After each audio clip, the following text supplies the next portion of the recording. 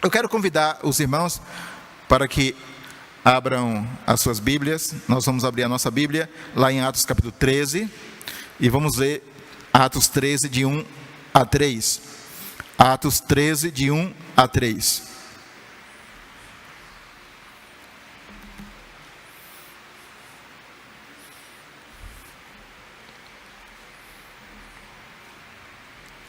A palavra de Deus em Atos 13 de 1 a 3 diz assim: havia na igreja de Antioquia profetas e mestres, Barnabé, Simeão, por sobrenome Níger, Lúcio de Cirene, Manaém, Colasso de Herodes, o tetrarca e Saulo.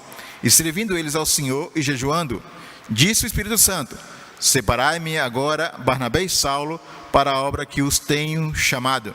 Então, jejuando e orando e impondo sobre eles as mãos, os despediram. Então, a nossa irmã já orou, Letícia, para que Deus fale no nosso coração.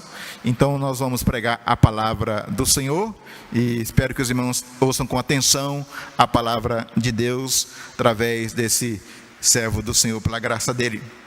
Irmãos, quando eu cheguei lá no IBEL, eu tinha 25 anos. Antes de fazer o seminário, eu fiz o Instituto Bíblico Eduardo Lene no IBEL. Acho que alguns aqui já passaram por lá. Inclusive, eu estive lá esses dias, visitando o IBEL, falando aos alunos, também conversando com o reverendo Roberto Brasileiro, também soube que ele esteve aqui, uma grande bênção. E quando eu cheguei lá com 25 anos, eu enxergava tudo. Qualquer lugar eu enxergava bem. Mas comecei a estudar, a ler muitos livros, e aí percebi que eu não estava conseguindo enxergar mais. Então, eu tive que usar óculos para enxergar melhor e ver uma realidade mais ampla. E tanto na vida física quanto espiritual, é importante enxergar bem, enxergar direito. Se nós usamos óculos para enxergar fisicamente, na vida espiritual nós temos que ter os óculos da fé, os óculos espirituais, a visão de Deus através das Escrituras, para enxergar bem a realidade que nos cerca. E nós podemos dizer que a igreja de Antioquia foi uma igreja que enxergou bem a realidade, tanto a realidade à sua volta, como a realidade espiritual. E nós podemos dizer que a igreja de Antioquia foi uma igreja missionária, uma igreja visionária, uma igreja missionária, ou como hoje está sendo muito falado no meio de missões, uma igreja missional. E nós temos que ter cuidado com esse termo missional, dependendo do seu contexto. Às vezes se usa muito para falar somente de uma igreja que planta igrejas dentro do Brasil, que é importante, mas uma igreja missional, ela planta igrejas dentro do Brasil, mas também envia missionários para fora do Brasil, para os povos indígenas. Então, às vezes, quando nós vamos falar de missões, a gente sempre quer combater um extremo caindo no outro. Às vezes a igreja está muito preocupada com a janela das 40, ou com os povos indígenas, então temos que nos preocupar com a África.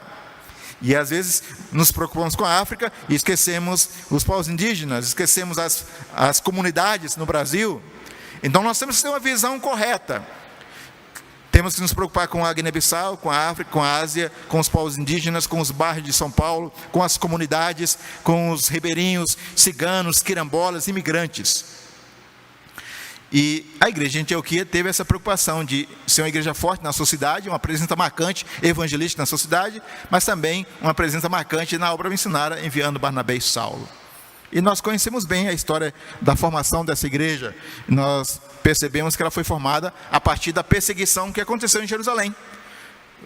Depois da morte de Estevão, muitos judeus tiveram que sair de Jerusalém. Não dava para ficar lá, ficaram só os apóstolos, algumas pessoas, e a maioria teve que sair, senão ia ser morto, perseguido. E eles saíram, diz o texto, Atos 8, que eles saíram pregando a palavra. Então, irmãos, nós temos que caminhar pregando a palavra, mesmo que perseguido, mesmo que sofrendo, mesmo que com dor, nós temos que ir caminhando pregando a palavra. E esses irmãos saindo pregando a palavra, chegaram em Chipre, em Antioquia, começaram a pregar aos judeus, e depois foram pregar aqueles que não eram judeus, aos gentios. E lá em Antioquia se formou uma comunidade de fé, tinha judeus, mas a maioria era de não judeus, de gentios. E a igreja começou a desenvolver naquela cidade. E lá no capítulo 11, Lucas, que é o narrador, o escritor de Atos, e ele registra o crescimento da igreja, ele mostra que essa igreja cresceu pela ação sobrenatural de Deus. O Espírito Santo começou a agir, e o evangelho foi pregado, o Espírito Santo agiu, e pessoas se converteram. Diz o texto que a mão do Senhor estava sobre aquela igreja. Irmãos, igrejas de verdade, só surgem pela uma ação sobrenatural do Espírito Santo de Deus. Não há como surgir igreja sem um novo nascimento. Pode ter ajuntamento de pessoas, pode ter um clube ou um ajuntamento de pessoas, mas igreja tem que ter ação sobrenatural. Então houve ação sobrenatural, a mão do Senhor estava sobre aqueles irmãos, sobre aquelas pessoas, e surgiu uma comunidade de fé. Chamaram Barnabé e Saulo para dar chamaram Barnabé para dar uma verificada se isso tinha a ver com a ação de Deus mesmo. E aí ele foi e voltou e disse: nosso negócio lá é Deus que está agindo. Então ele percebeu que não podia fazer o trabalho sozinho em Antioquia.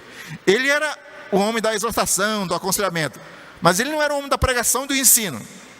E o que ele fez? Foi chamar Saulo, porque ele sabia que Deus tinha convertido um homem chamado Saulo. Era o pregador, era o mestre, era aquele que ensinava, que dava a direção teológica.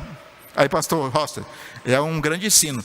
Nós não somos completos, não fazemos tudo, então se não somos fortes naquela área, na área da música, eu não sou forte. Tem que chamar boas pessoas, se assessorar. Eu não sou forte na área, eu vou trabalhar, porque a gente tem que trabalhar com bons homens de Deus ao nosso lado. E então Barnabé foi chamar Saulo. E diz os textos que eles ensinaram a palavra durante o ano. O que aconteceu lá? Os discípulos foram chamados de cristãos, pequenos cristos, seguidores de Jesus.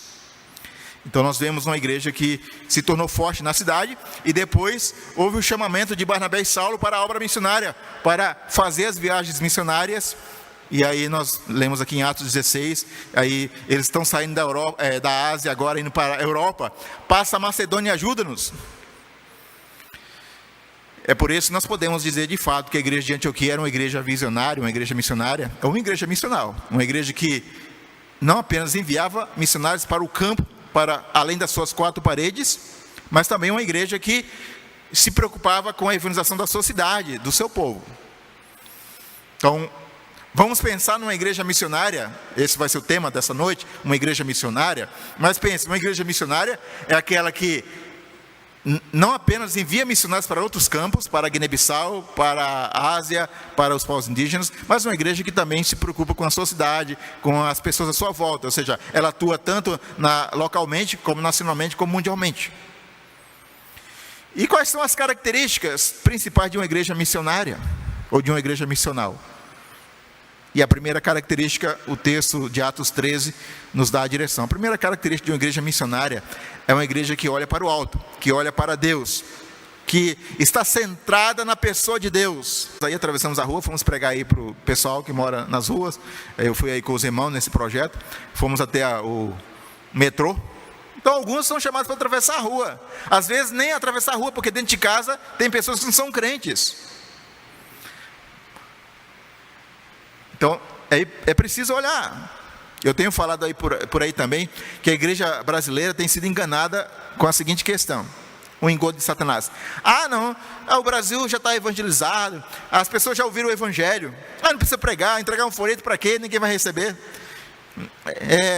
Esse negócio, mais uma pregação na internet para quê? Mais um folheto, mais uma Bíblia para quê? Não, queridos. Quer ouça, não quer não, nós somos chamados para pregar, a tempo e a fora de tempo. O resultado, o fruto é Deus que vai dar, é o departamento dele, mas o nosso é continuar pregando. Então mesmo que haja muitas pessoas se dizendo evangélicas, e se dizendo que já conhecem a Deus, que na verdade não conhecem o evangelho de Cristo de verdade, nós temos que continuar pregando, mesmo nesse Brasil dito cristão. Então não se engane. No nosso bairro, na nossa cidade, na nossa rua, todo mundo já ouviu. Será? E mesmo se ouviu, não se converteu, tem que ouvir de novo, com amor, com sabedoria, é claro. Você não vai ficar lançando pérolas aos porcos, ou seja, no sentido de ficar todo dia pregando para a mesma pessoa. Pregue para aquela pessoa, ore, vai pregar para outros, mas de vez em quando volte ali e tal. Mas não vai gastar também todo o seu cartucho na mesma pessoa todo dia, toda hora. Aí também não é sábio.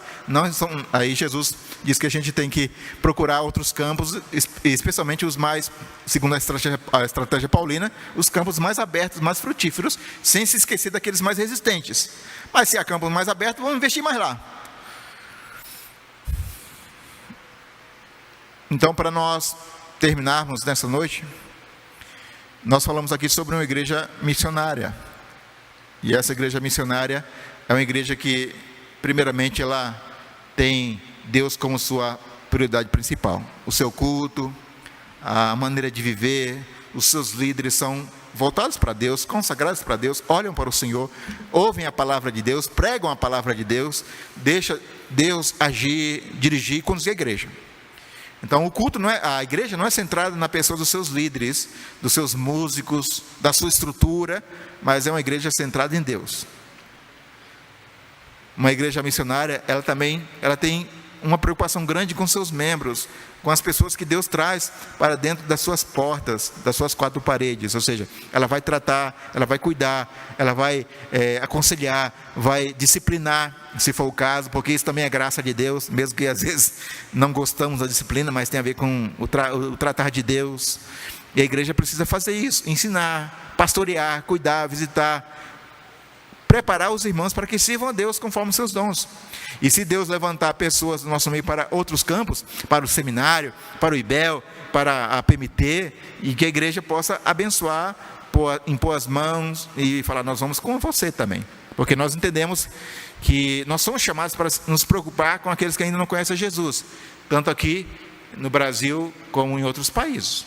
Então, se Deus chamar pessoas para atravessar o oceano, ou para atravessar um estado, ou para ir para outra região do Brasil, nós como igreja vamos apoiar, vamos orar por ele, vamos ofertar, vamos fazer parcerias, vamos plantar igrejas em outros lugares, porque nós temos essa preocupação.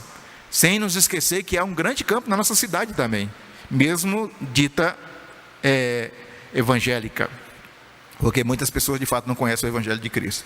Então, uma igreja missionária, se nós formos resumir, ela é centrada na adoração, no culto a Deus, ela é centrada na comunhão e na educação, ou seja, no ensino, porque ela vai promover uma boa comunhão, um ensino de qualidade para os seus membros, e ela é centrada na missão, na evangelização, na pregação do Evangelho.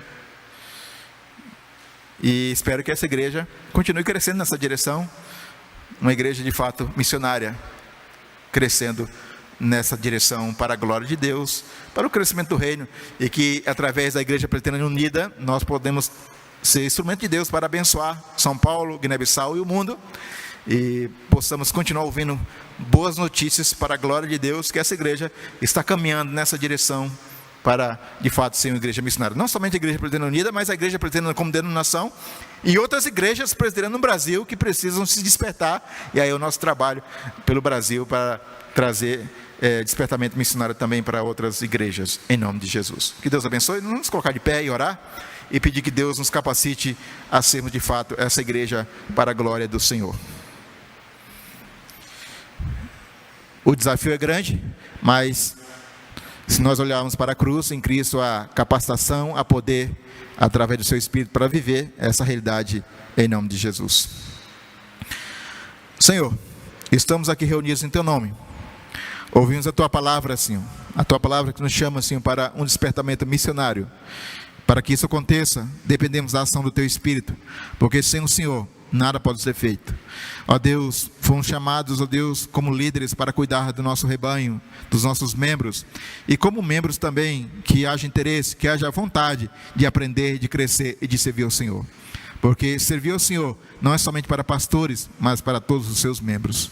Deus, fomos despertados, Senhor, para olhar para além das quatro paredes da nossa igreja, para os campos que branquejam no Brasil e no mundo, que tenhamos disposição de ir, de enviar obreiros, para que o Evangelho continue sendo pregado no Brasil e em toda a terra, até aquele dia glorioso que Jesus voltará. Muito obrigado por essa igreja, continue com o pastor Horser, com seu conselho, seus membros, continue dando um crescimento, e que essa igreja, Pai, cada dia mais, de fato, seja uma igreja missionária para a glória e louvor do Senhor, e para que Cristo seja conhecido em toda a terra, em nome de Jesus. Amém.